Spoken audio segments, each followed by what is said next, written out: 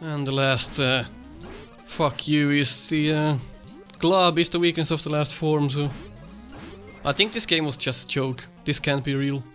There's no way this game is actually real. Everything I say is based on my own opinions and experience. I'm not speaking for the public, and my feedback should be treated as such. You are watching Nico Evaluates.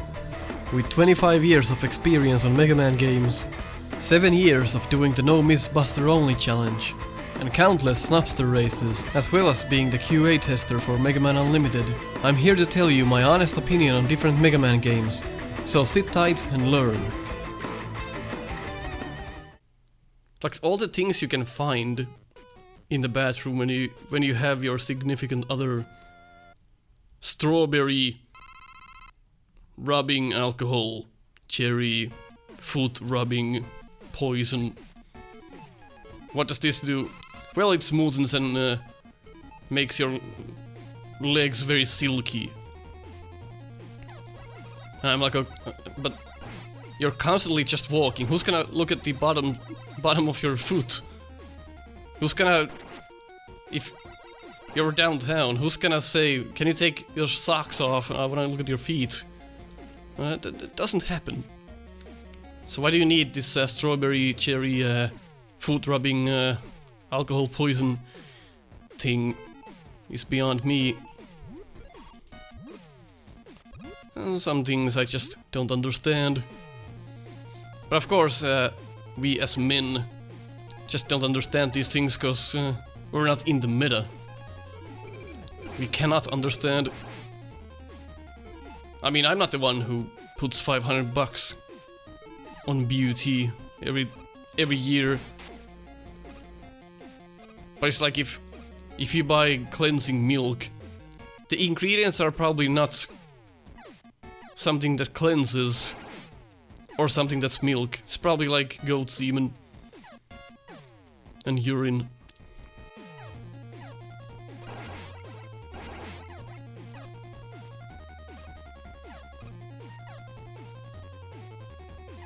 The other thing I sometimes wonder is why the Americans wear shoes inside. Why do you wear shoes inside? Like, you're wearing your shoes all the time, inside, outside, and you wear the same shoes. And you're like, this is fine. It's not fine. Do you understand how sweaty your legs are gonna get? If you just wear shoes all around the year, inside and outside, blew the house and a blue little window and a blue Corvette, then your legs are gonna smell like toxic waste. How do you do that? I don't want to smell your legs after you've been at work first and then you go home and you've had the shoes on for like 20 hours and then you go to sleep. Do you take the shoes out when you sleep? That's what I wonder. Or do you sleep with your socks on? It's like, somebody from the USA should explain this to me, because it's one thing I just don't get, I guess. But in Europe, it's usually you take your shoes off when you come inside, because you don't want the germs to actually travel through stuff. You don't want your cat to be inhaling the germs from your shoes. The bacteria gets stuck on your feet and the shoes. It's not hygienic. In fact, I would argue that it's kind of unhealthy. But what do I know, right? I'm not American. Also, why in the US the doors actually open the other way around? Here, the door to your house in Finland, for example, and in Europe, it opens to the outside. But in America, the door actually, you can kick in the door, like it opens to the inside. Is that, like, why is that? And why is that a thing? I guess I just never understood that either. Well, it's like cultural differences and such. You know, for example, in China, if you don't smoke cigarettes, you're deemed a very a not polite person, you have to smoke, because that's their culture. A pack of cigarettes in China, $2, give or take. If somebody gives you smokes in China, you have to accept. If you don't, they're gonna look down on you for the rest of your life. I mean, everyone smokes in China. It's just, there's no exception. Unless you're a fucking pussy. Like they expect, like your parents expect you to smoke and also get A's. If you don't get A's and you don't smoke, and you're not a doctor, then you have a problem. It's interesting to find these things out when you just live in a different country and then you go to another country and you have a cultural shock. Very interesting. Well, to me at least, these things, they make me wonder. I should travel more, in fact, to see what kind of insults I would be handing out if I just didn't study at all. Like, I'd just go to a country and I'd just live my life and suddenly I'm insulting them for doing something wrong. Well, you're in my country now, you're supposed to put the left hand behind your back and slap your face 2 times before you eat. I didn't see you do that. So now I'm pretty much offended. Can't we all just, like, speak the same language? Why did we make different languages? I realize we all came from different places, of course, but yeah, it's kind of... We overcomplicated things as a human species, that's what I'm saying here. I think that's the problem. We should just invent a single language and just roll with it, because we don't actually need all these different languages. It just makes it that much complicated. I could be speaking something that everyone would understand. You wouldn't need to actually speak English to understand me, you know. That's the whole gist of it. For the whole world to actually learn one language right now, that would probably take a while. I mean, we're probably talking like 20 years. Get the education to all of those countries. It's gonna take a while. Much like they found out that... Much like they're finding out stuff in the medical field that actually wasn't true, and we've been talking about those things for quite a long time now, and they're all wrong. They need to redo their textbooks all over the world because they were wrong. We just live in a complicated world, is what I'm saying here. Sometimes we as people just don't understand. Just complicated things, really.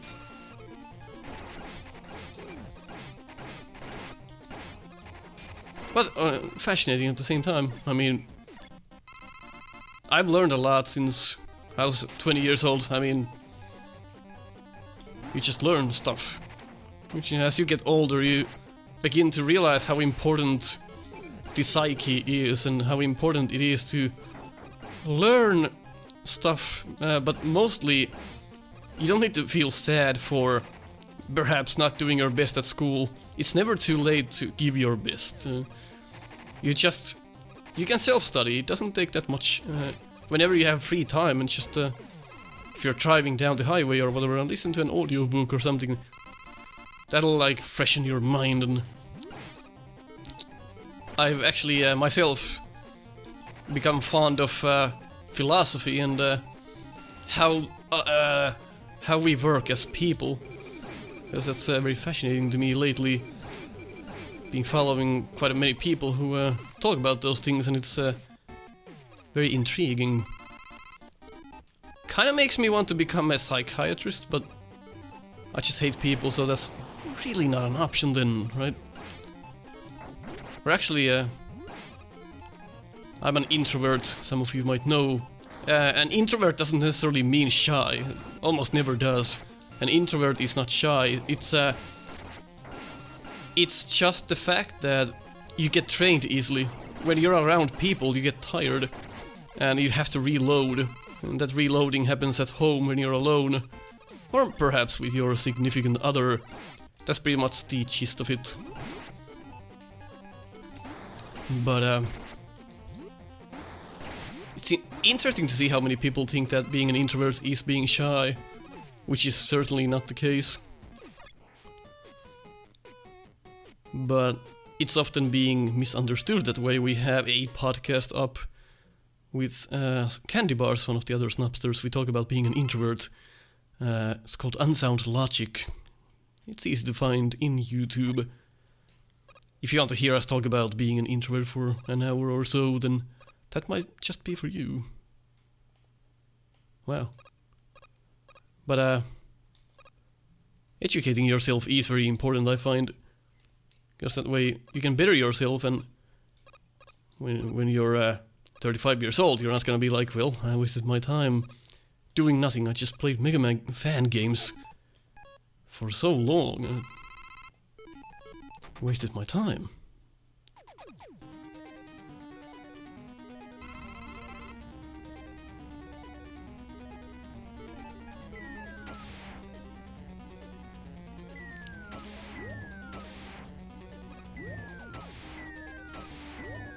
Fascinating.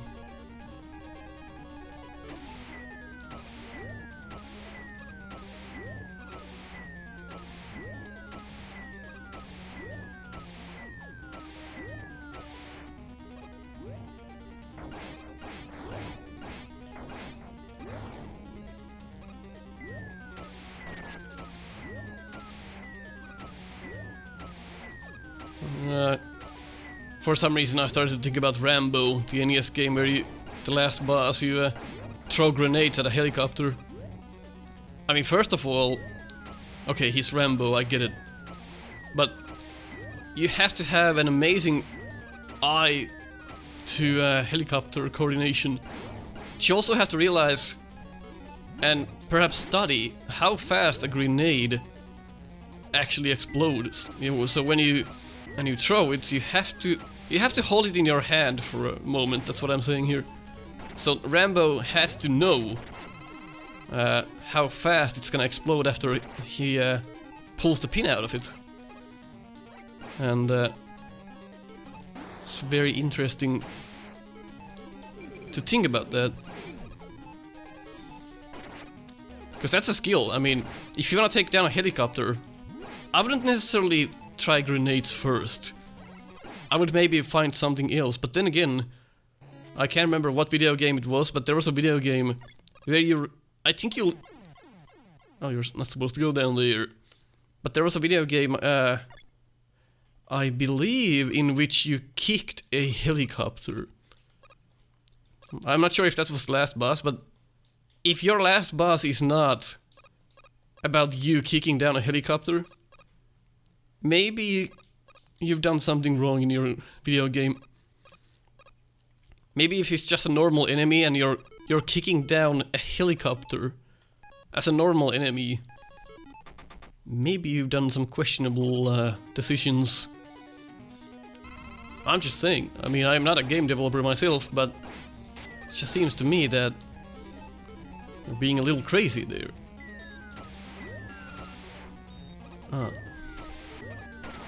I mean, it's not easy to be a game developer, of course not. But if your idea is to have a helicopter boss that you kick down with your foot, that's pretty a radical idea. Don't get me wrong.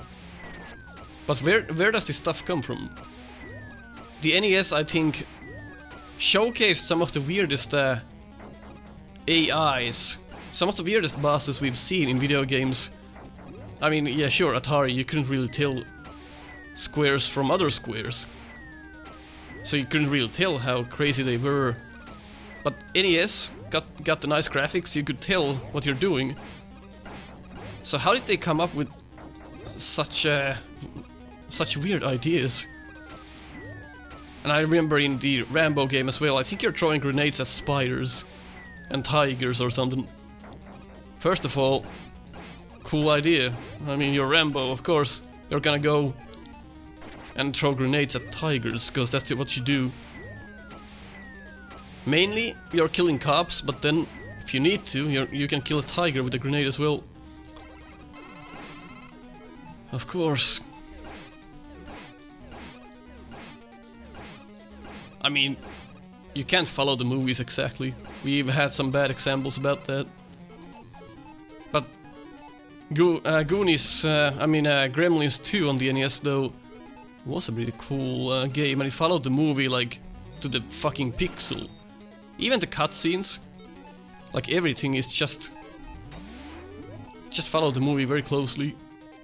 And it still ended up working, that's what I'm saying. Like the game was good. Really good, I mean, in fact. Gremlins 2, just one of those games that really showcase what the NES is capable of. As what comes to Super Nintendo though, I never really got into it, and here in Finland we didn't really see Super Nintendo, or at least I didn't, because after NES everyone just got the PlayStation 1, because NES was already so late. So everyone just pretty much moved to Nintendo 64 or the PlayStation after the NES. It's because every game has huge like sprites. They really want to showcase what the SNES was capable of, and they just were showcasing the graphics and whatnot. And really big sprites, and they usually just hug the right edge of the screen, so you can't really see where you're going. That really bothered me on the Super Nintendo. A lot of games were like that. I did like the Yoshi's Island game, I believe that was called. Although the Crying Mario was the downfall of that game. Super Mario World, never really liked it. It feels like you're running on ice, because I just think Mario is a bit slippery. Don't know about you, but I find Mario games on the NES a lot better. But that's just me. And the last fuck you is the Glob is the weakness of the last form, so I think this game was just a joke. This can't be real. There's no way this game is actually real. This has to be a joke. I've been trolled. I've been fucking trolled. There's no way this game is real. Come down here, you son of a fuck. Get the fuck down! Get the fuck down so we can end this! Get the fuck down!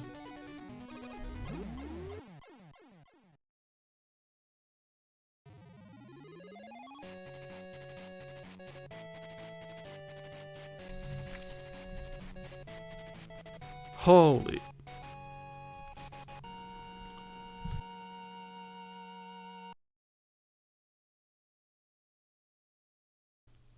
This time I'm really going to end it. Nothing can save you now.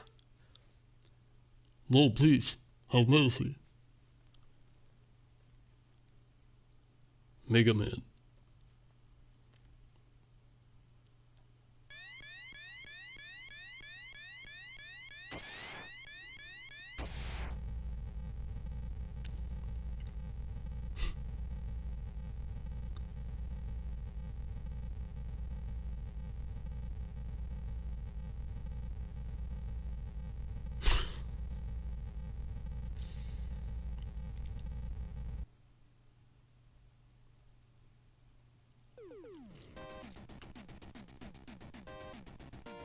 Excuse me?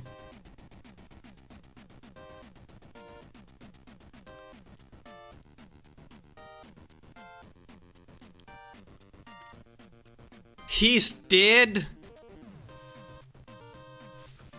Wily's fucking dead. Wily fucking died. Granted, Mega Man didn't kill him, but he's fucking dead. He got squashed by that brick! Wily's dead! He's never coming back! This game and Mega Man 2 on Game Boy. First on the Game Boy, Mega Man kills Wily with a missile. On this game, he just dies under a brick. Maybe he'll pull a Heihachi. He hits his head on the rock and dies and then comes back. I'm fine.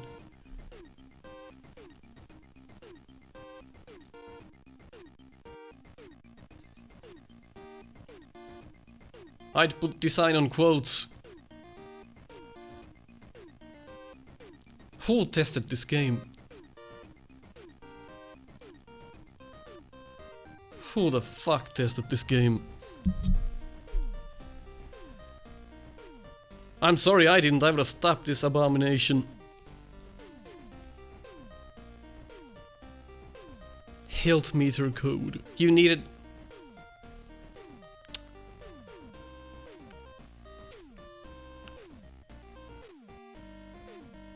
Arc calculation. And there we go. Got your names. Freeze frame there.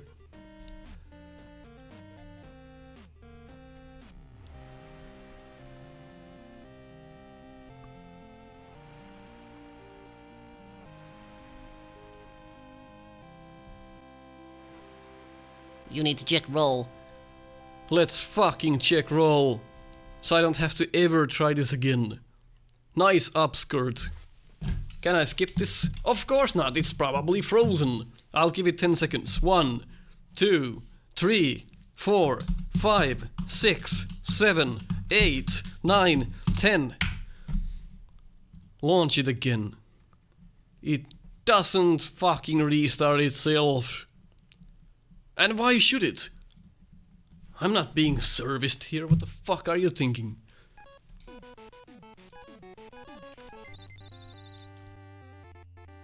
Let's go somewhere we know best.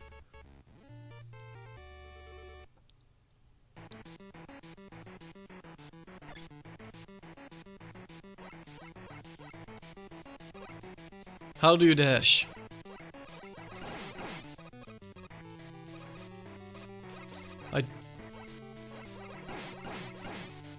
Okay.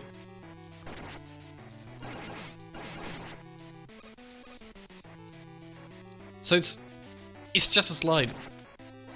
What's the difference? What's the difference between this and the slide? Oh, you gain speed. I see. When you jump out of it, there's you have momentum. Look at that. Look at her go. We can really test it here. The placements work so well when you have dash in the game. You're certainly gonna use dash hell of a lot. Because the enemy placements work in favor of it. Why would you not use dash?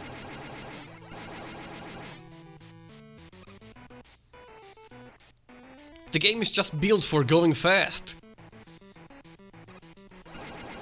I'm just using it all the time here.